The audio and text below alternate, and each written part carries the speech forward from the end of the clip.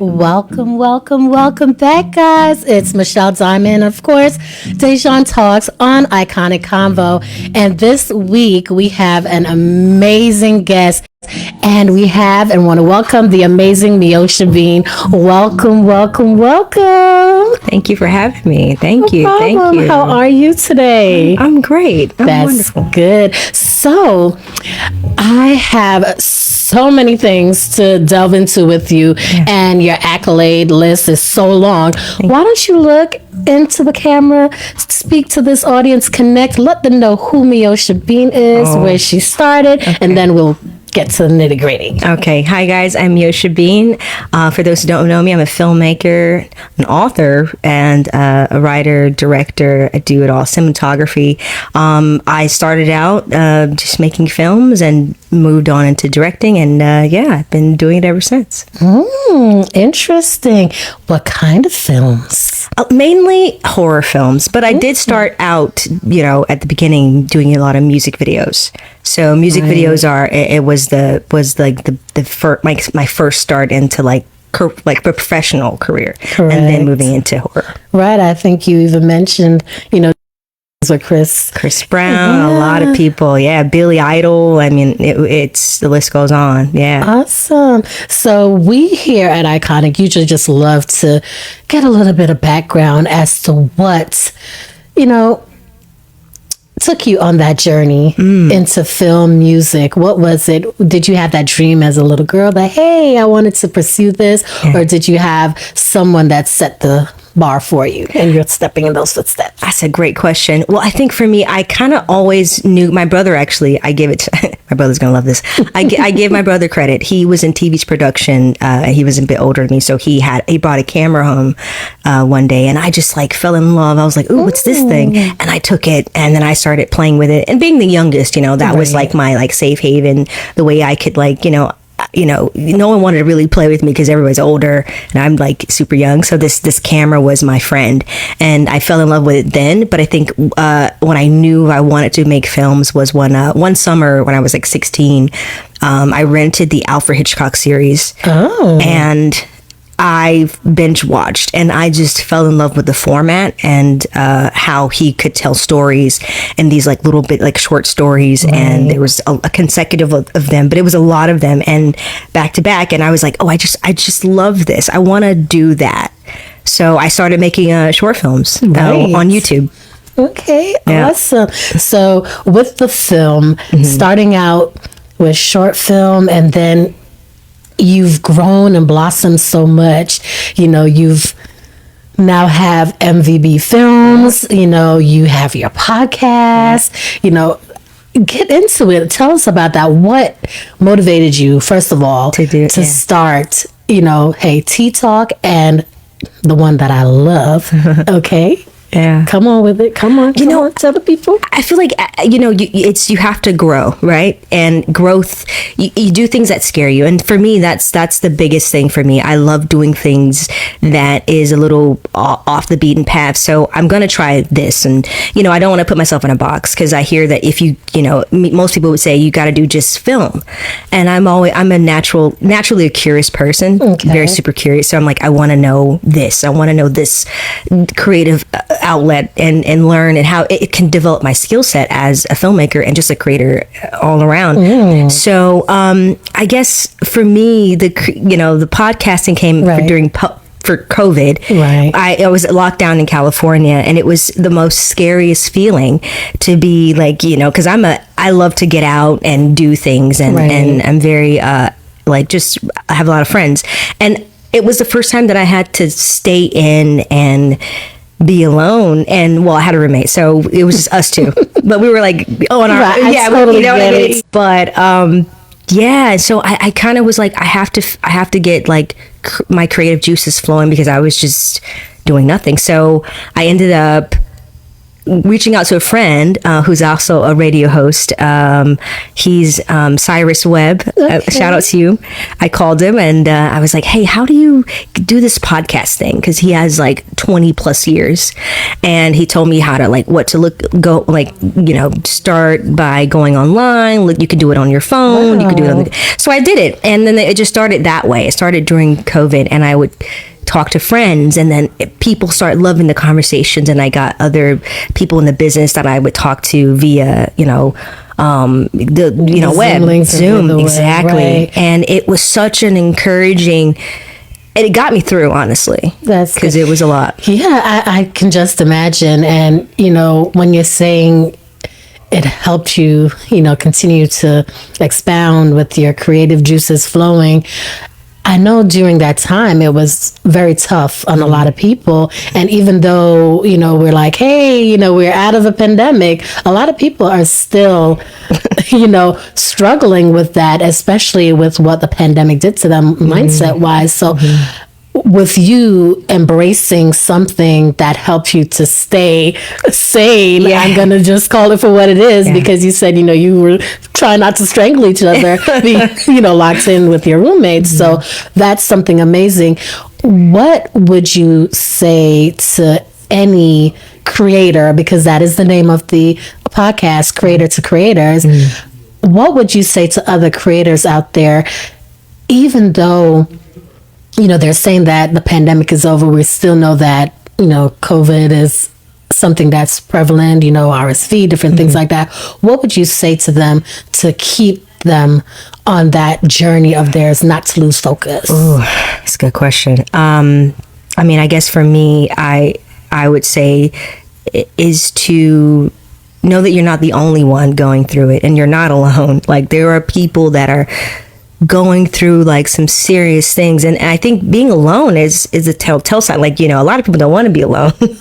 People are fearful of being by themselves and confronting, like, because it's scary to see yourself, because when you're around a lot of people, you don't have to face that. So true. So I think know that it's okay and that you're not alone, and then reach out to people. Like, don't be afraid to let people know how you feel, and like, hey, I'm going through some things.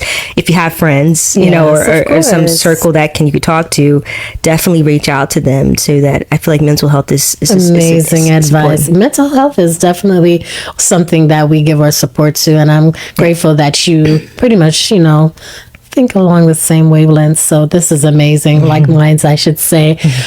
So, how did you come up with the Creator to Creators? Because we're all creatives, right? At the end of the day, everyone, it's just, it might not be like in the same, field, but we all are creatives in our own world. Like, a doctor is a creator in his own right. An artist who paints is a creator. Everyone has their journey. So I felt like it was I want to talk to everyone who's creative. And I started out with, my circle, entertainment, because I know that, back of my hand. So, and then I talked to creative, because I wanted Creators to Creators, because I feel like, people can relate. It's relatable. And I didn't really see too many titles that, the podcast title. So I didn't want to steal someone's title that's already out there. So that was why I went with Creators to Creators. Branding is everything. So it's everything. Awesome. Yeah. It's definitely everything. But I really love that I can talk to creators who are going through the same thing or similar, and what do they use to get over their trauma or whatever their dark points that I can use for me. It's really like therapy, honestly. Right. Every guest, I take something away from them. That's awesome. I can add to my life. That's awesome. Kudos on that. So with you having the background, you started out as an artist, you do so many different things. Do you believe it's a balance for where you are, being in the industry itself? You have the music, you have the acting, you also do the producing. Yeah. So you've done so much. So how do you balance all of that? Because I know you directed some films, you're an author. What does balance look like in Meosha's life? I'm still working on that, honestly. I'm being honest. I'm still working on that. I think, you know, I have a natural high of like, I told the guy earlier, I was like, yeah, I'm a gypsy. Like I love always doing something or, but, but I think for me, it's, I don't know. I think for me, I have to know to slow down because I had a scare a couple years ago, to be quite honest. I don't think I've ever said this live ever. Oh God. That's okay. Listen, you are in a safe space. We do actually. Michael has tissue. We can bring it out. No, seriously. I mean, this is a safe space. So we like to get to the root of everything because the balance for you, it's amazing. Like I look at you, you know, your age and everything that you've accomplished. So you should embrace that. And you know, when you're ready, and since you said you'd like to share that story, we encourage you and just know that you have support. So. Thank you. Well, you know, honestly, I think I had a scare, and I'm a pretty strong person, but I think it was just I got to a place where I think after the pandemic, you know, that kind of weird space that, you know, talking to people and people just didn't know how to like, you know, I think people were like just being a little weird. You know, I think it affected a lot of people. Like even just being in like social areas, people don't know how to be social anymore, and they're just kind of awkward. I think it's the residue of COVID of being away from people for so long. But I had to figure out, like, okay, Meosha, like, what is it that you, what do you want to like? What is your like finding a purpose? Because I think that's a big thing for me. And what fulfills me, and I had to like have that the inner work, and I think I didn't know for I think I knew what drove me to film, but you know what I mean, like it's that thing of like, what are we doing it for? I mean, I've been to so many red carpets, I've been to so many film premieres, I've done so many movies, I met a lot of celebrities. Okay, what's next? You know, like it was that stage for me, and I think I kind of fell into like this dark space in my life, and I was like, and I've never been that. To that place, that level for me. It's relatable, and I'm quite sure, you know, you actually, that feeling resonated with someone out there. So thank you for sharing that, because we know that absolutely a lot of people are having some setbacks with the whole COVID experience, and then with everything else that's following, you know, the things that are happening worldwide, you know, it's a scary time. So I totally get it. So on this journey where you rounded up, I'm going to say, and you let me know if this resonates with you, if I said it correctly, you felt like you lost yourself for a moment. A little bit. I did. Okay. So how did you find Meosha again? It's a good question. I stepped away from social media for a little bit and really did that inner work. The you know, I think as much as we are creative, we have to also feed our souls. There you go. And you know, look to God, honestly, and to like go within and see like, okay, the source is what my best, you know, my friend and I say. That's so important, and I'm glad that you said that. Again, that fact that you stated right there definitely resonated with someone.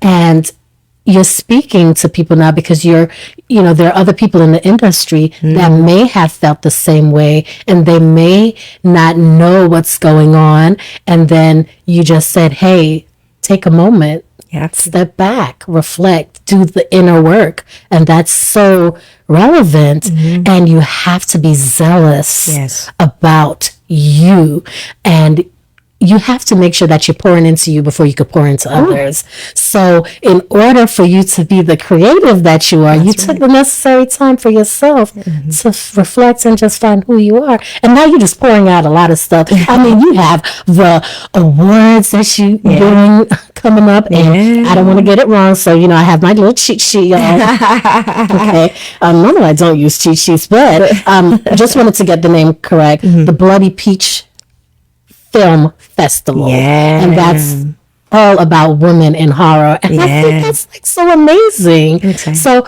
tell us a little bit more about this festival and who it's highlighting and what it means for you to be receiving awards here. You know, it feels like, okay, I'm on the right track. You know what I mean? Sometimes I work so much that I have so many things going on that I don't sit down to like be like, oh wow, you know, to think about the things that I've done. I am very grateful to Bloody Peach, the head of the film festival. She actually reached out to me via Instagram, but hey, I'm still very grateful for it. Yes. Any type of recognition, I feel, is well worthy. Definitely. And it's not as though you haven't received many acknowledgments, because Screen Rant did an amazing, crazy article on you. So could you just tell us about that article? I mean, you were named among some of the top tier names out there. I mean, I was just like, wow, this is like important. And to be, you know, a color girl in film in general, it's just breathtaking. So thank you. So tell us a little bit about that article. You know, it's crazy. When I got a call from a friend and he's like, yo, look, you're on this article. My friend found it. Or I knew. I was like, okay. He's like, check this out. Send me the link. And I went to the link and I was reading. I was like, okay. And so I was scrolling down each, and then I saw my face as number one. Like, yes. I was like, get out of town. Yes. Like, this is cap. Like, what's happening here? You know, like, what? Is this a joke? Am I being punked? But it just kind of showed, you know, and it was actually at a time where I felt very like, what is all this work for? You know, and then God shows you a sign like, well, here, this is what it's for. Like, you are on the right track. Keep going.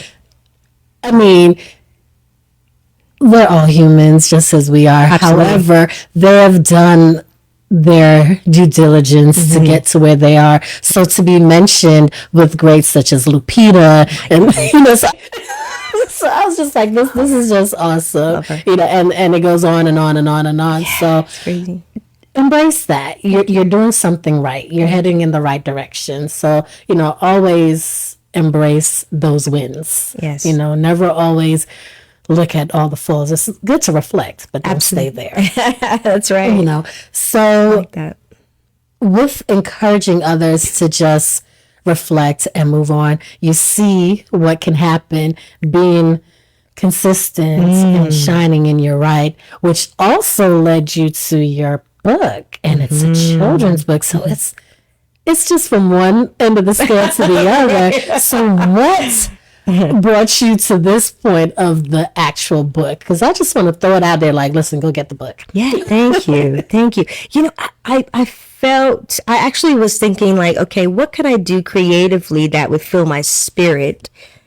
And I felt like I've always wanted to write something about it. And I definitely wanted to have a tell-all book. I want to write a book about my life because my life is crazy. Like, I have a lot of crazy things that happens that led me up to where I am now. Like, it's insane. But I was like, okay, but that's not yet. I'm not ready for that yet. I'm still working on you know what I mean? Yeah. I was like, okay, God, what do you think I should do? And I and of course, I'm a PK kid, if you can't tell it. Shout out to my parents. You know, very good foundation. I didn't like it growing up, but I really love it because of the industry that I'm in now. It's definitely it's a good thing to have out here in this jungle. Right. Absolutely. You know, but the book came about because I was like, who could you impact? Who could we impact? And of course, it's the youth, the the generation to come. That's they're looking at what we're doing. They're sponges right now. Exactly. So I felt like I could tap into that. And when I was a kid, I wanted to have that kind of role model of something I can look up to and read and like, you know, oh, wow, someone looks like me. I can, you know, they dream big. I can do that. And the title of the book, Unbound Horizon, what brought that title? Well, you know, I live my life without limits. I live, you know, because guess what? The only limit you have is those that you place on yourself. So listen, we're just going to counter. Amen. Okay, so keep going. You said it correctly. You live your life without limits. Absolutely. So absolutely. Okay. Yeah, I feel like you know, I really, not to get so deep on here, but I can. Yes. I try to live my life like without limiting myself. And the unbounded horizons, it just sounds like, I don't know, I think unbounded just came from like just not being bound to things or whatever that thing that kind of imprisons your mind mentally. Okay. You know what I mean? You answered my next question. Okay. Because I was about to ask, so what does your limit look like to you? Oh. Oh, wow. We're getting poetic on here. What limit? That's a good one. I don't think I've ever had that question before. This is good. You know, just the morals that I have now, that who I am now, Meosha, the version I am now, because I do believe that, you know, I'm not the same person that I was a year ago or 3 months ago. I'm always trying to do the inner work of self and that growth of like really mentally trying to get beyond myself, because that's what we're here for. We're not here to stay the same. We're here to share whatever that thing is. I guess that your calling that God has placed on you, whatever that looks like with others. There we go. Your purpose. That's it. So yeah, I think for me though, I do have limits because, you know, I've been, not to get too into my personal life, but I used to live my life where, you know, at the beginning of my career, I was very, very green, and coming from a small town in Florida, getting into you have to break that down for those that may not understand the terminology. Gotcha. What is green? Right. What are you referencing Just when you very say new green? to all of it, the business, the how the entertainment is, and you know, I think everyone kind of, I think that's why Hollywood is so like sought after. They're like, oh, goo goo gaga all over. It's like, right. It's like, oh, you can touch it, but I've gotten to touch pretty close, very close, and I've gotten to see the lifestyle of different things and the good and bad of the business, and I definitely know what my limits are just from those things. That's a good thing. Yeah, it's great. And you know, you shared a little bit of the personal, and I like to tap into the personal, you know, when you allow us to, because it brings you to where you are in your life and who you are, you know, and how people see you. So with you coming up with the concept and the title of the book, Unbound Horizon, bringing it back a little, what will the readers take away from that book? I want a kid or anybody honestly who reads it to live their life not by society's expectations of you, you know, but that know it's okay to live the life, you know, and make mistakes, because that's what growth is. You're not gonna not make mistakes, right? You have to learn from it so that you can know, okay, I shouldn't go down this. This is a no. I'm gonna go this way this time, you know. And I think it's very important. But society always, you know, has this. You have to do this. You have to do it this way, and that bounds you. So I want readers to know that anything's possible, because I'm a girl from Florida who accomplished and got to do all these things that I'm doing because I just stepped out on a leap of faith and just, you know, wanting to change my circumstances for me. That's it. Amazing. I love that. Thank you for sharing that. Yeah. So make sure you guys grab the book, Unbound Horizon. Where can they get the book? Amazon. Amazon. Awesome. Okay, so Unbound Horizon on Amazon. So let's kick it up a notch. Take me to Oh boy. horror noir. Oh, that's a good one. Yes, tell me a little bit about that. How did you actually get that role and what that meant to you? And for those that don't know what horror noir is. It's a documentary that we did in 2019. And I got the role I was gonna make a joke, but I'm like, no, we're in a serious note. I was gonna be like the Illuminati, because everybody thinks that you gotta sell your soul to have those kind of jobs. Okay, I'm bringing it back. No. No, it was a beautiful soul. Her name, Ashley Blackwell, to be exact. She followed my career when I was like maybe all the way at 16. I'm much older now. I will not. Gotta Google that. My age. Not gonna say it. But yeah, she's been following my career for a while, and she, we were very cordial online. Hi, I love your work. Thank you. And I was making a lot of short films. My short films would get like 100,000, some a million, right, on YouTube, and and I was putting stuff out. Fast forward, I'm still making films, and she did an article on me, and I was like, oh, thank you so much. And it was like a write-up of a lot of my recent work, and it just showed me that she was really paying attention to my stuff. And then I think in 2019 or 2018, roughly towards the end, almost in 2018, she reached out to me about a project talking about, she's like, how do you feel about talking about all things horror and Black people, the Black experience through the horror genre? And I said, yeah, totally down, count me in. So yeah, she's like, cool. And then she reached out to me again sometime later, and she's like, okay, so we're gonna shoot this project. She kind of filled me in, and we shot it downtown LA at the theater. And she's like, hey, here's the address. I'm the kind of person that's like, okay, like that's just me. It's not safe. I'm gonna just check it out. So you're a risk taker. I'm very much. We like risk takers. Hey. Yeah, I wouldn't tell people to do that, because listen, if you don't try, then listen, you limit yourself. No, you have to take risks. Definitely. So guys, we're going to push pause on that thought, and we're going to go to commercial break, and we will be back to get more on Meosha.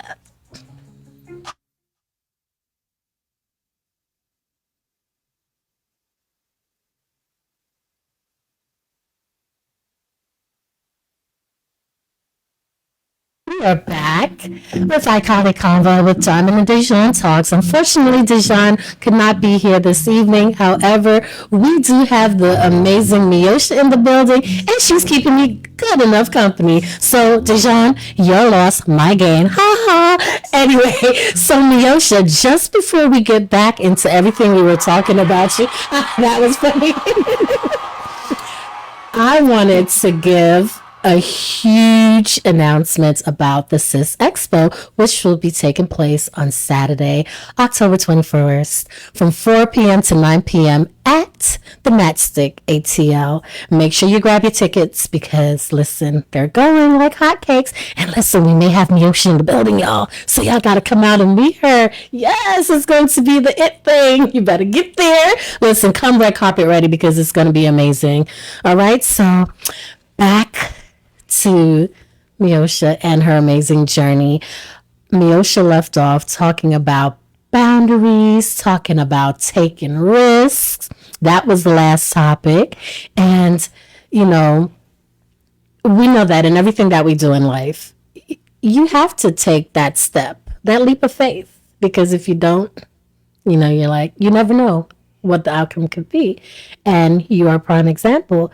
Because of you taking those steps, you were able to tap into other things. You tapped into your artistry as a musician. You've done your podcast stuff. You've actually become a director, now an author. So tapping into self is so necessary. 1,000%. Right. So with tapping into self, it also led you into the director mode. Tell us a little bit about the film you directed, name, and where we could find it, and what it's all about. What was the experience like? Definitely. I directed this. Well, it's funny. My directorial, I guess you would say, debut was, and it was written by one of my closest friends, French actor Alain Delabie. Shout out to you, my friend. Hello, I've known Alain Delabie. Yeah, 13 years now. He reached out to me. I think it was like roughly 2018, 2017 about the project, and he's like, I want you to direct this. And I'm like, it's not horror. It's not what I, desired to make, or, and it was an action project and completely outside of my element. But of course, I do things that scare me. How was that experience? It was different, definitely different. But I knew that he trusted me. He wanted my vision. He said, I think you could bring a different type of element and a different vision than what he had in the previous, because he had it was actually started as a series, and then he's like, no, I want to make this a movie, a full-length movie. And I was like, okay, let's do it. I'm down. So we raised the funds, and surprisingly we got the funds, and he was like, we should ask for more. I was like, I know, but you just never know with that. Right. See, if you don't take risk, you never know. You have to take the leap of faith. So, absolutely. So where can the viewers find this amazing film title? Anatomy of an Anti-Hero Redemption. That's it's on DVD, Blu-ray, Walmart, Tubi, YouTube. You can find it on Amazon, all the places. Just type it in. It's one of my, it's a fun one. I had a good time making it. We had a, oh gosh, the workout video called Tybo? Yes. So we had him in as a cameo in the film, and it was great. I actually got to learn how to direct the scene, choreograph scene with martial arts, because he's a martial artist, right? And it was exciting. I learned so much. And there's one scene where Alan had to do like a kick to the bad guy, and he was like. And I was trying to get this motion with the camera, and I was telling, I was like, okay, let's do this right. He was like, Meosha, I can make it simple. I was like, oh, do tell. So he's like, just put the pants that Alan's gonna wear onto the stick of a broom, and then put the shoe on top of the broom, and then just swipe over the so it gives the effect of right, okay, that is. And I was like, oh, brilliant. Ooh, camera tricks. Ooh, see, she dropped some pointer. There you go. Did you catch it? Okay. That's awesome. Oh my goodness. Yeah. So with being a director, and we touched a little bit on horror noir, tell us a little bit more about that and what that means. Ooh, it's monumental, I believe. Yes. It was, I didn't know what I was walking into, honestly. She didn't tell me who was in it, who was attached, which I am so grateful she didn't, because I think it made me nervous. You know what I mean? Because I'm thinking, am I worthy of my resume is long, but it's not, you know what I mean? A Keith David, so humble. Jordan Peele, come on, Loretta Devine, I know, come on, the list goes on. And that's why I kept referencing it, because I'm just like, listen, when I did the research, I was just like, I need her to elaborate a little bit more and just delve in, tell us about that full experience and what that means to people, because I believe from research that horror is something that's climbing up there. It's charting. And I just need your perspective on everything. Yeah. I never was a part of anything like that before. My first time. So I was super excited. So I get there, and, they're asking us questions. Another fellow filmmaker, Monica Sergi, she's actually going to be at the Women in Horror on the 19th as well. So shout out to you. She's based of California native filmmaker as well. Okay, sounds like I might need to pull up at the Black Beach Film Festival. Okay. Come on out. It's going to be great. Yeah, so I mean, it was beautiful, and I in the moment, you're in the moment, you don't really think about how important this is, right? Not only for the culture, but just as a and I hate putting myself in a category, but I am a Black horror filmmaker, woman. I mean, that's a lot of titles. We're going to touch on that, So it was like, okay, wow. I'm here with the greats, and I mean, you see all these directors, and you're thinking, I remember watching your shows when I was like, yay, hi, who would have thought? And even down to the premiere, and when we went, I sat next to Rachel True from The Craft, the big horror film, The Yes, Craft. of course. And she nudged me during the theater at the my premiere. girl. I mean, I love her. She's I great. wish she did another one. Anyway. We love Rachel. Yes. And Rachel nudges me. She says, "Look, that's you. That's you." I was like, and it was kind of surreal because I was like, "That's Rachel True," like nudging me, saying that's you. She's really great.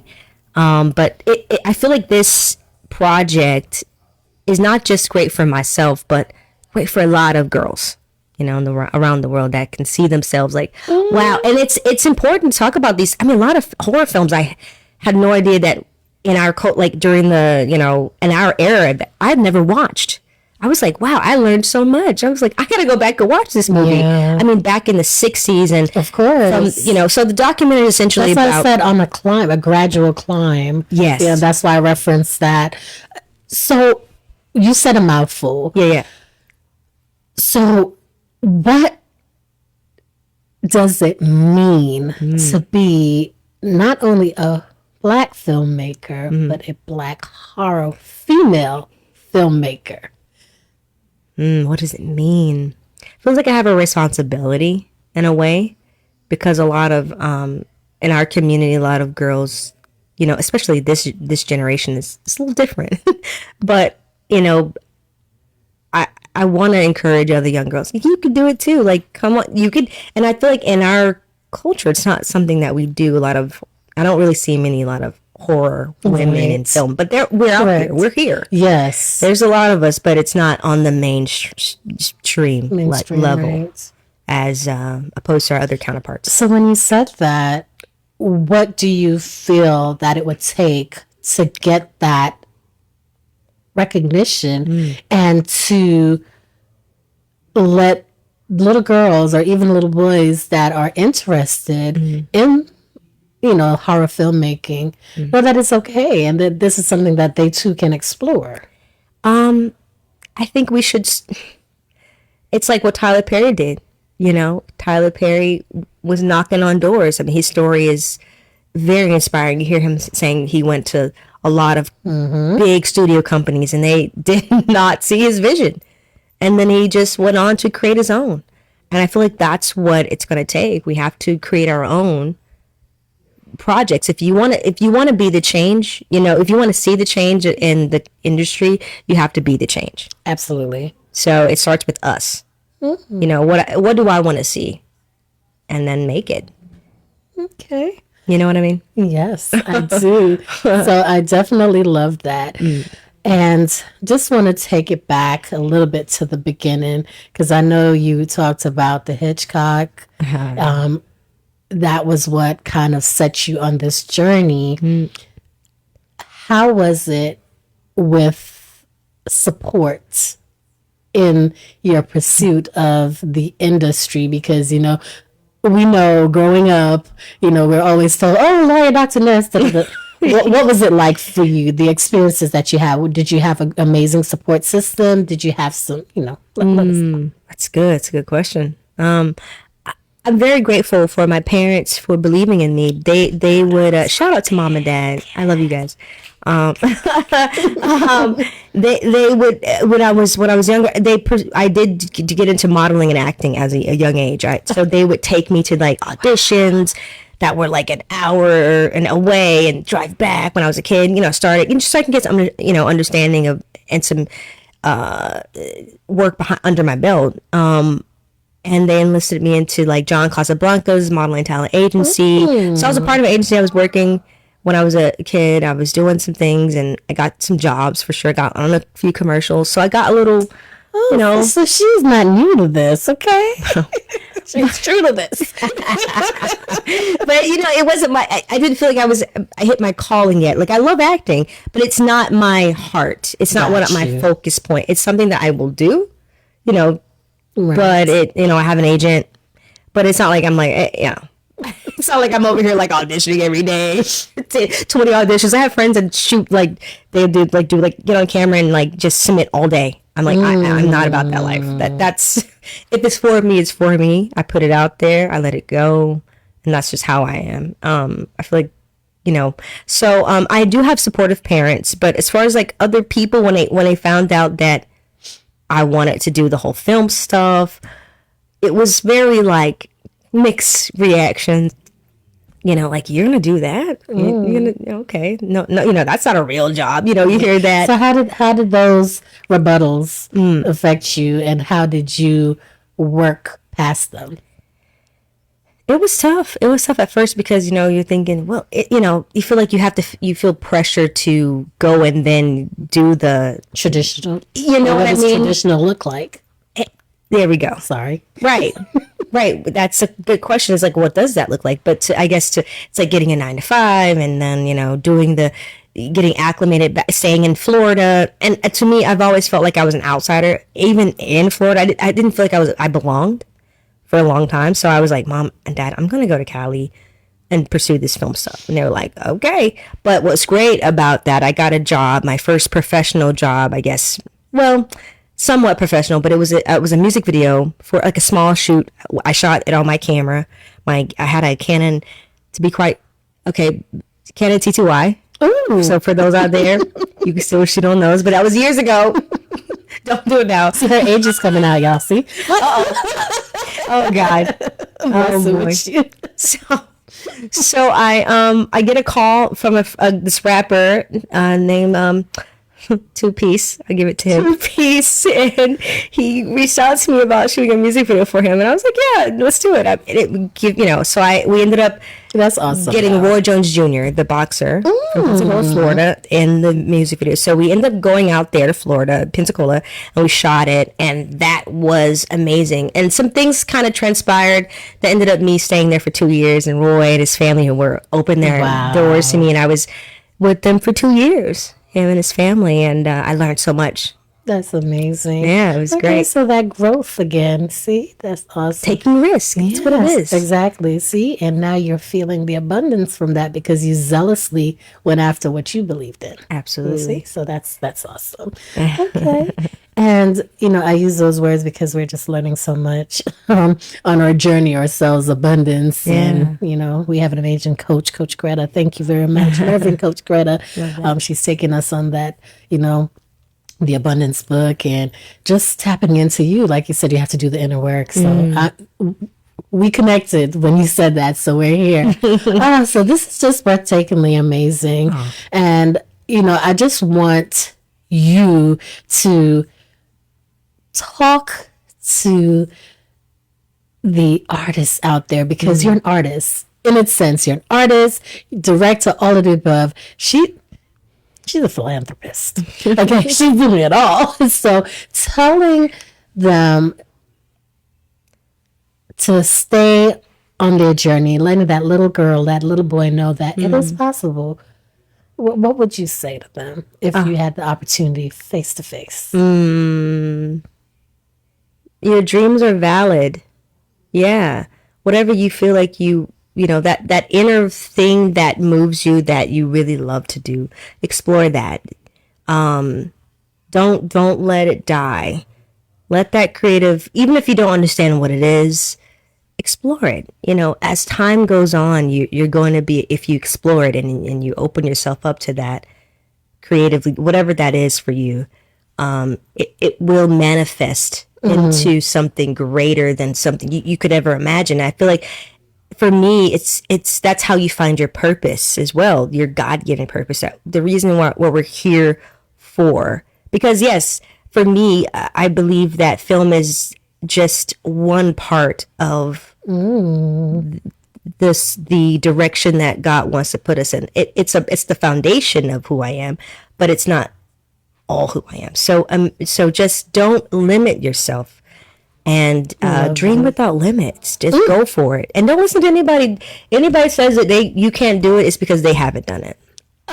Yes. See, there you see, you had to bring out the steps ourselves. Yes, I love that. Yes. Thank you. And with that note, I'm going to bring up this point because so many of you guys got affected by this. And when I say you guys, the industry, we're going to talk about the SAG-AFTRA strike a little bit. We have permission to talk about this. So yay. Thank you very much.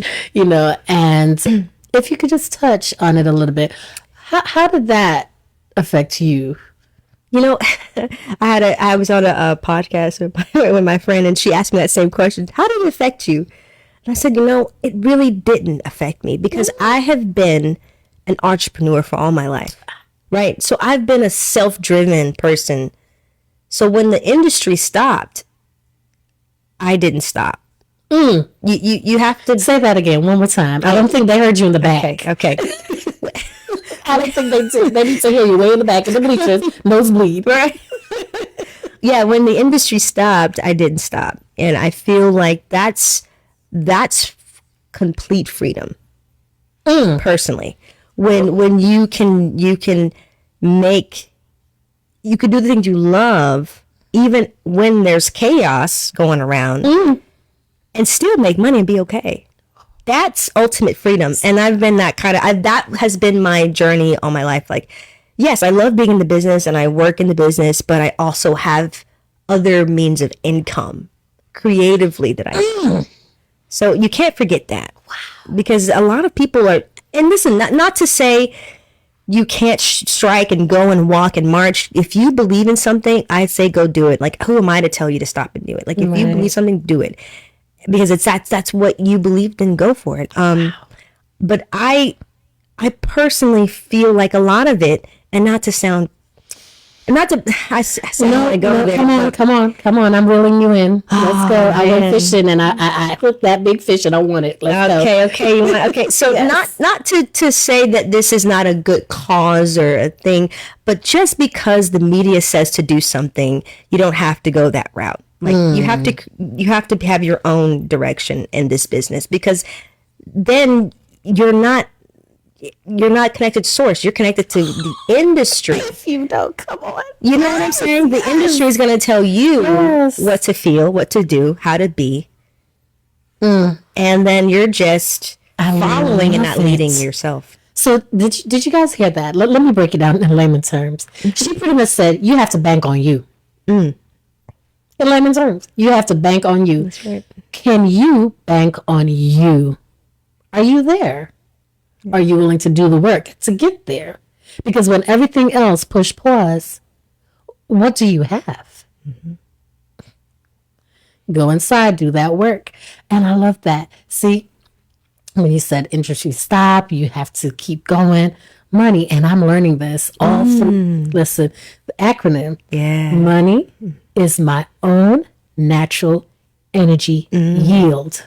I like that. I like my own natural energy yield. I listen, when I tell you the inside work is just amazing. Yeah. It's whatever you put into it. Yes. It's naturally yours. Yes. And what is money? Come on. Is it just what we see out here, the paper? Right. That wealth is so much more than that. So you got it. And I love that. That's good. You make me want to snap. This is amazing because people have to understand that, in everything that we're doing, we have to do it passionately. And that's why we've been utilizing the words zeal, abundance, and power, and what I took from everything that you said also is at times you just need to do that reset, hit that refresh button, just like on our phones. Sometimes we have to power down and have it reboot. That's right. The computer does the same thing. You hit that refresh button and you get a nice brand new page that pops up, right? So it's the same thing that you have to do in life. Yes. You have to push pause, reset, and come full force, just ready. That's good. Right? That's good. Yes, we have to take stuff by the horn. Ooh, grab it. That's right.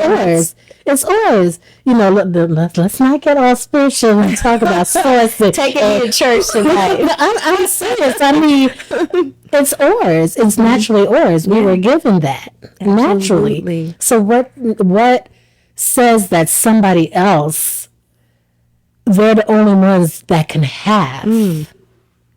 We were given dominion as well. Yes, indeed. We have dominion over ourselves. Just because they have, the issue is we're busy watching everybody else and not watching our own path. That's it.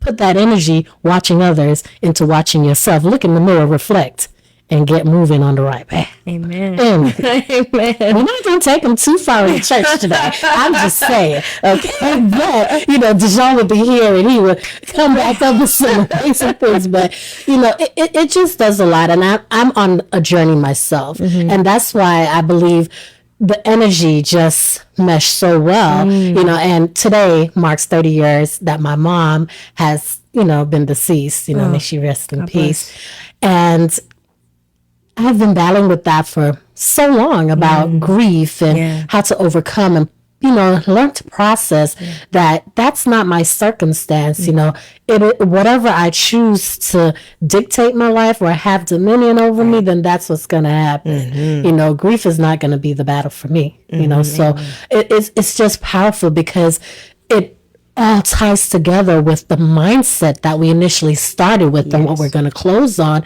is the pandemic did a lot to people. And not only the pandemic was only a heightened situation into things that was hidden under the surface. See, there was something already brewing that was in the spirit deep down below. Absolutely. And then when you were forced into isolation, it was just you and yourself. You had to deal with you. That's it. And that's how people didn't understand how to deal with themselves. And it forced them. And some people just weren't ready. No. They weren't ready. They weren't. Not at all. It's scary. But you said a mouthful, and I'm just so happy. You told, that little boy, that little girl, how they could pursue, their careers. You gave them encouragement. You talked about your book, where to find it on Amazon.